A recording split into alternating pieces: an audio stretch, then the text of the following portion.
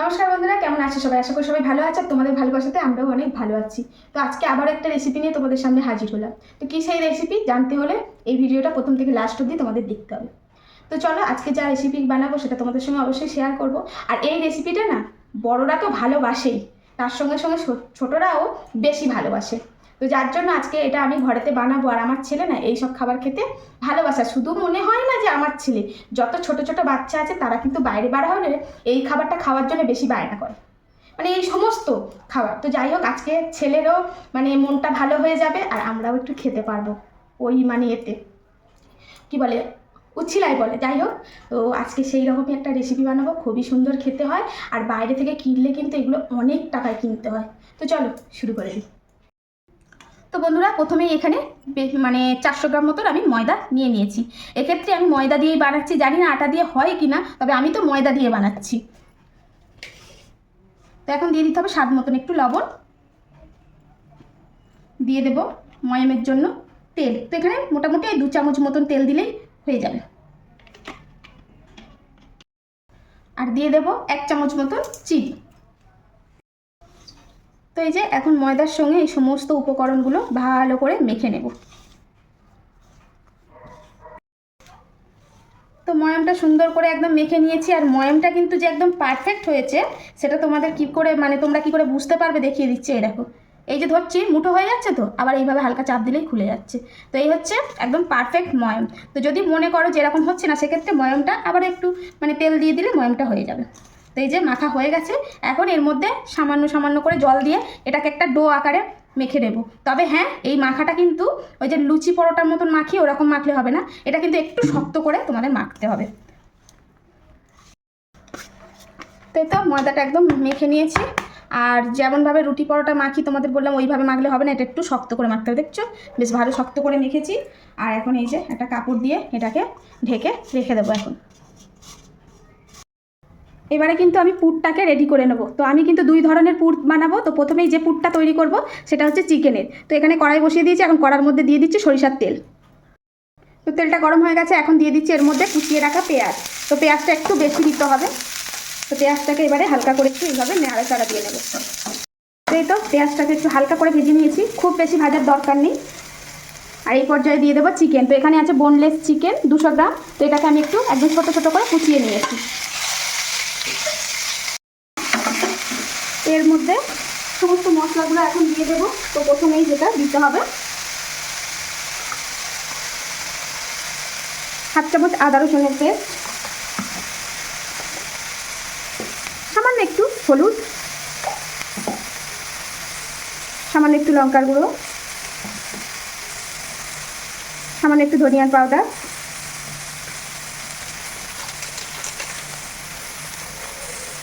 একটু গোলমরিচের গুঁড়ো,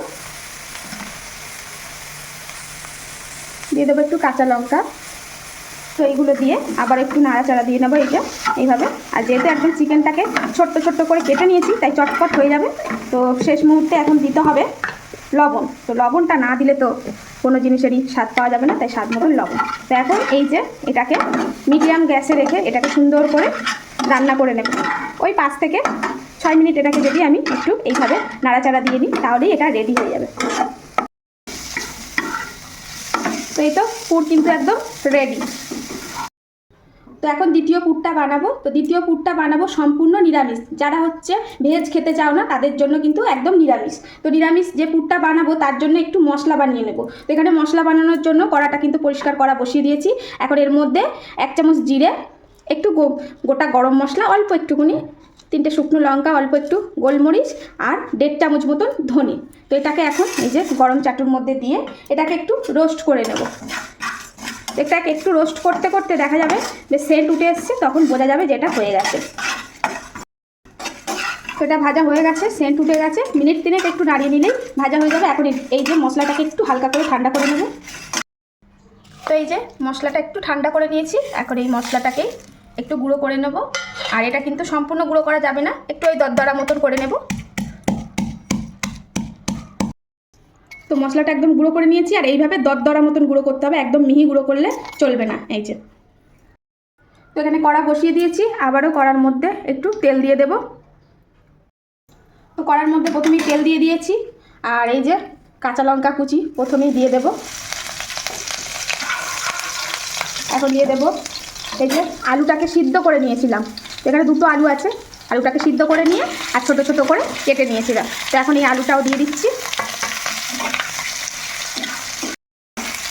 তো আলুটা একটু ভাজা ভাজা করে নিলাম। এই পর্যায়ে এর মধ্যে দিয়ে দিতে হবে স্বাদ মতো লবণ। তো লবণ তো আন্দাজ অনুযায়ী দিতেই হবে। দিয়ে দিতে হবে খুব সামান্য করে একটু হলুদ, আর দিয়ে দেব এখানে একটু আদা কুড়িয়ে নিয়েছি, তো এই আদা কুড়োনোটা দিয়ে দেব। এটাকে এবার একটু এইভাবে একটু কষিয়ে নেব। কি সুন্দর পাখি এসেছে দেখো বন্ধুরা, ও প্রায় সময় আসে আর ওখানে ছোটো ছোটো খাবারের টুকরো পড়ে থাকে আর ও খায়, বেশ ভালো লাগছে তাই না? তো আলুটা এইভাবে একদম ভালো করে কষিয়ে নিয়েছি, আর এখন এই যে ফ্রোজেন মটরশুঁটি ছিল একটু এর মধ্যে দিয়ে দেব। তো এটাও দেওয়ার পরে আবার একটু এইভাবে নাড়াচাড়া করব।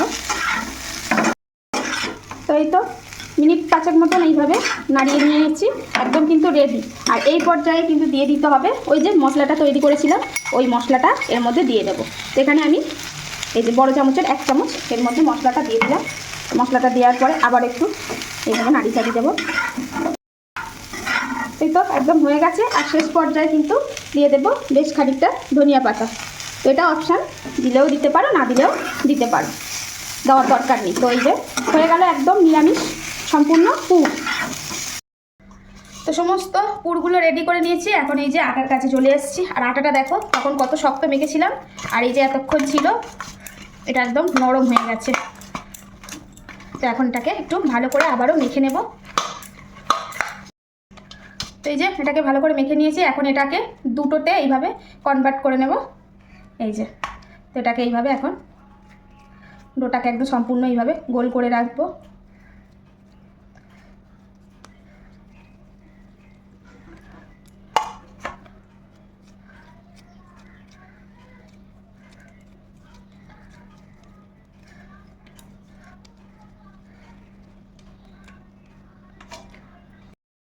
তো প্রথমে একটা এইভাবে ডো নিয়ে নিলাম, আর সামান্য একটু ময়দা ছড়িয়ে দেব যাতে করে না লেগে যায়। তো এই যে এই ডোটাকে একটু ময়দা লাগিয়ে নিচ্ছি। তো এখন এটাকে একটু বেলে নেব।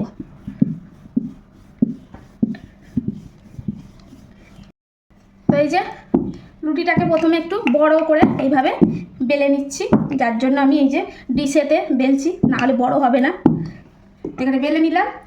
এখন কিন্তু এর মধ্যে দিয়ে দেব মাখন। তো তোমরা এর মধ্যে ডালডাও ব্যবহার করতে পারো, তবে ডালডাটা না ব্যবহার করাই ভালো বন্ধুরা, শরীরের জন্য ডালডা কিন্তু মোটেও ভালো না। তো এখানে আমি মাখন ব্যবহার করছি। তো মাখনটা একটু ভালো করে একদম সুন্দর করে লাগিয়ে দিতে হবে। আর মাখনটা একটু তোমরা ফ্রিজ থেকে একটু আগে যদি বার করে রাখো তাহলে মনে আছে লাগাতে সুবিধা হবে, একটু নরম হয়ে যাবে। নাহলে হার্ড হলে না এই যে এইভাবে লাগাতে প্রবলেম হয়ে যাবে। তো এইভাবে মাখনটা বেশ সুন্দর করে লাগিয়ে দেবো। তো এই যে মাখনটা সব সুন্দর করে লাগিয়ে দিলাম। এখন এর উপরে দিয়ে দিতে হবে ময়দা। তো ময়দাটা এইভাবে ছড়িয়ে ছড়িয়ে দেবে যেন সব জায়গাতে কভার হয়।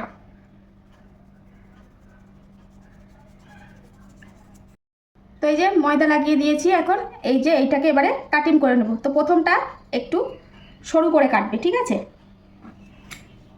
দ্বিতীয়টাও সরু করে কাটবে এইভাবে। তারপর এটা একটু বেশি মোটা করে কাটবে,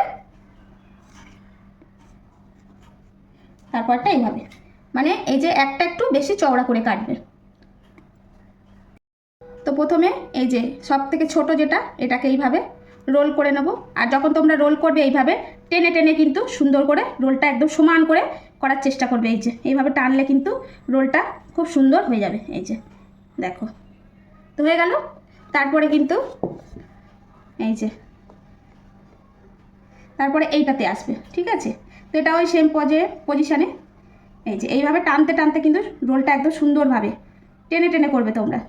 দেখো এইভাবে রোলটাকে, এরপরে এটাতে নিয়ে আসবো ওই সেম প্রসেসেই যেন সুন্দর করে হয়ে যায়। এই যে রোল করে নিয়েছি। এখন শেষ পর্যায়ে এই যে যেটা সব থেকে চওড়া কেটেছিলাম ওটা এইভাবে এইবারে রোলটা এমনভাবে করতে হবে যেন সম্পূর্ণটা এইভাবে চাপা পড়ে যায়, এই যে বুঝছো, তো এইভাবে সম্পূর্ণটা যেন একদম চাপা পড়ে যায়। তো এই যে সুন্দর করে টেনে টেনে একদম সম্পূর্ণ এইভাবে, এই যে তো ব্যাস এই যে এরকমভাবে আগে একটা ডো তৈরি করে নিলাম। তো এটাকে এখন রেখে দিচ্ছি, পরবর্তীটাও ওই সেম প্রসেসেই বানিয়ে নেব। তো এই যে এইভাবে রোলটা বানিয়ে নিয়ে রেখে দিয়েছিলাম। এখন এই যে একটু আঠা দিয়ে নেব, আঠা বলতে এটা ময়দা, একটু ময়দাটাকে মাখিয়ে নিতে হবে যেহেতু নালে লেগে যেতে পারে। তো এখন এটাকে এই যে এইভাবে এইভাবে হাতের চাপ দিয়ে এটাকে এবারে হালকা হাতে বেলে নিতে হবে। তো সবসময় লক্ষ্য রাখবে যেন ভিতর থেকে না বার হয়ে যায়, একটু এইভাবে আস্তে আস্তে করে চাপ দিয়ে দিয়ে এটাকে, মানে খুব বেশি চাপ দেবে না, হালকা হাতে এইভাবে এটাকে এবারে বেলে নিতে হবে। তো এইভাবে হালকা হাতে এটা বেলে নিয়েছি। এখন এটাকে একদম চৌকো করে সমান করে কেটে ফেলবো ধারগুলো, এই যে একদম সমান করে এইভাবে কেটে নেব। একদম সুন্দর করে কেটে নিয়েছি, এই যে মানে এইভাবে সমানটা করলে তাহলে কিন্তু তোমাদের শেপটা কিন্তু একদম দুর্দান্ত আসবে। এই যে একদম সমান করে কেটে নিয়েছি। এখন এই যে একদম পুরো সমান করে মাঝখান থেকে এইভাবে শেপ করে কেটে নেব, একদম সমান করে। তারপরে এই যে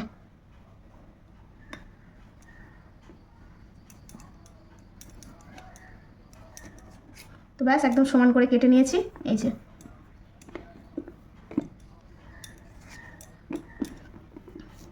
এই তো একদম চৌকো করে কেটে নিয়েছি। আর এই কাটিংটা কিন্তু একদম সুন্দর করে বুঝে শুনে করতে হবে, একদম সমান করলে এই জিনিসটা বেশ ভালো হবে। তো এখন এই যে পুরটা করে রেখেছিলাম, এটা হচ্ছে সম্পূর্ণ নিরামিষ, যারা একদম নিরামিষ খেতে পছন্দ করো এটা শুধু তাদের জন্য। তো এখন এই যে পুরটা এই মাঝখানে দিয়ে দিলাম এইভাবে। তো এখন এই যে দুই ধারে একটু টেনে নিলাম, আর এখানে কিন্তু একটু জল লাগিয়ে দেবো, ঠিক আছে, এই যে একটু জল লাগিয়ে দিচ্ছি। আর এই পজিশানে এই যে এইভাবে এটাকে একদম সম্পূর্ণ, পুরোটা না শুধু মুখটা, এই যে যেন না এটা খুলে যায়, একদম চেপে দিয়ে দিতে হবে। আর এই চার ধার দিয়ে কিন্তু কোনো রকম মুড়বো না, শুধু জাস্ট এই সামনের দিকটা একটু এই যে এইভাবে চেপে দেবো। তো এই যে এইভাবে সবগুলো বানিয়ে নেব। তো বন্ধুরা প্রথমেই ভেজ প্যাটিসগুলো তৈরি করা হয়ে গেছে। তো এই যে একটা কড়া বসিয়ে দিয়েছিলাম, আর কড়াটা বেশ সুন্দর করে গরম করে নিয়েছি। এখন এই কড়ার মধ্যে এই যে একটা ডিশ বসিয়ে দেবো, আর এই সমস্ত যে প্যাটিসগুলো বানিয়েছিলাম এখন এইগুলো এইভাবে প্যাটিসগুলো সব বসিয়ে দিয়েছি। আর এখন এই উপর থেকে একটু অল্প অল্প করে বাটার লাগিয়ে দেব।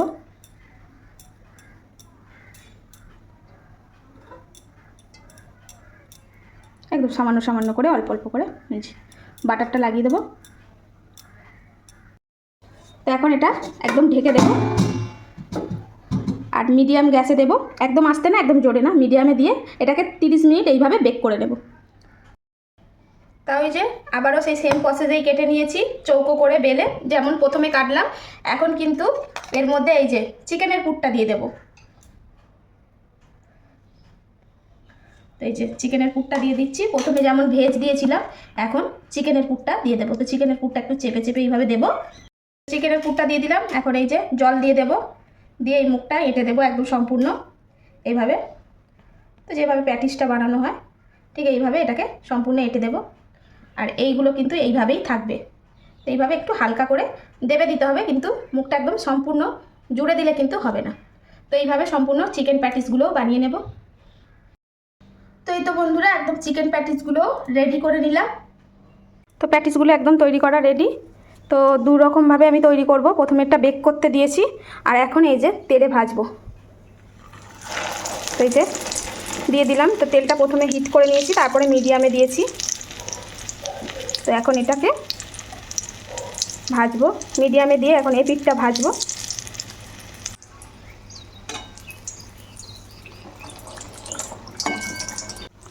তো এই তো প্যাটিসটা একদম সুন্দর করে ভেজে নিয়েছি। আর যখনই ভাজবে তেলটা গরম করে নেওয়ার পরে গ্যাসটা কিন্তু একদম মিডিয়ামে রেখে দেবে, তো তারপরেই ভাজবে, তো তবেই হচ্ছে সুন্দরভাবে মুচমুচে হবে। তো এখন এই যে তেলটা ঝরিয়ে নেব একটু, এবারে প্যাটিসটাকে তুলে ফেলবো। তো এই তো প্যাটিসগুলো একদম সব ভাজা হয়ে গেছে।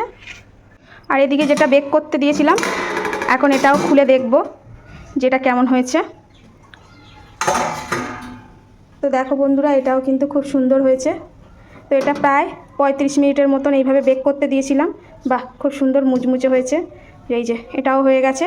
তো চলো এটাকেও তুলে ফেলি। তো এই তো সবগুলো তুলে নিয়েছি। তো এই তো বন্ধুরা একদম প্যাটিস রেডি। তো দুরকমভাবে তোমাদেরকে দেখালাম, একটা বেক করে দেখিয়েছি আর একটা ভেজে দেখেছি।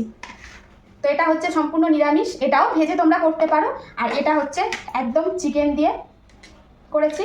তো এইভাবে তোমরা দুরকমভাবে প্যাটিস বানিয়ে খেতে পারো।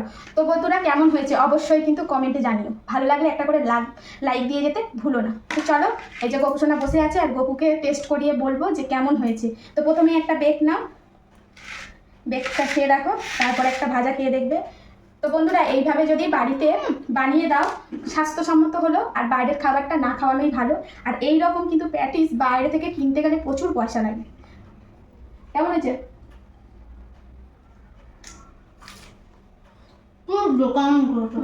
আর একটা এবারে ইয়েটা দেখো, এটা হচ্ছে ডিপ ফ্রাই করেছি।